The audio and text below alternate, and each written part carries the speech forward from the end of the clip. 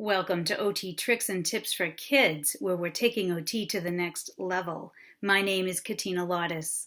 Remember, if you don't see your topic, just write in so that I can address it. And please don't forget to subscribe. Now let's take a look at a problem solution video.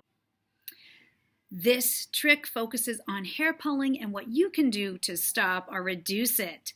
This is one video in a series of very different strategies to block or reduce hair pulling. So please take a look at the entire video series so you can see what options might work, and so you can also use multiple options if you actually need them. And please don't forget to subscribe for your weekly tips and tricks.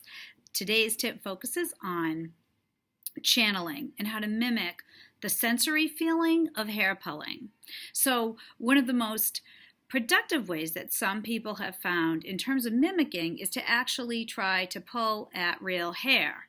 For example, use of a wig where you're actually pulling the hair, or some type, of course, in a very private and home setting, of a doll with hair where you can actually pull it out, would be a way to really mimic that. Even the use of hair extensions is another way to pull without actually pulling at your own hair. Channeling your energy into other pulling activities, maybe getting a pillow with feathers and pulling out feathers, could help sort of mimic that sensation. You could also have some fabric that might be frayed and to pull at the threads. That's another mimic strategy that some people find helpful.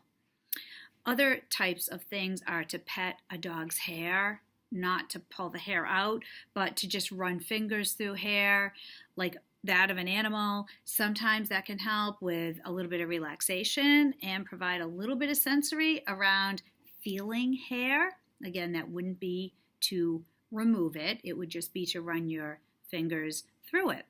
Other people like to try to channel some of the tactile feeling into actual knitting or crocheting or doing an actual task with their fingers that might involve a yarn or a string. So think about crafts and activities that might involve strings and yarns that you can use just to try to get some of that sensory feedback. So give some of those ideas a try. And again, look through the whole series to see the many different options that you have. But give channeling a try and see how it goes.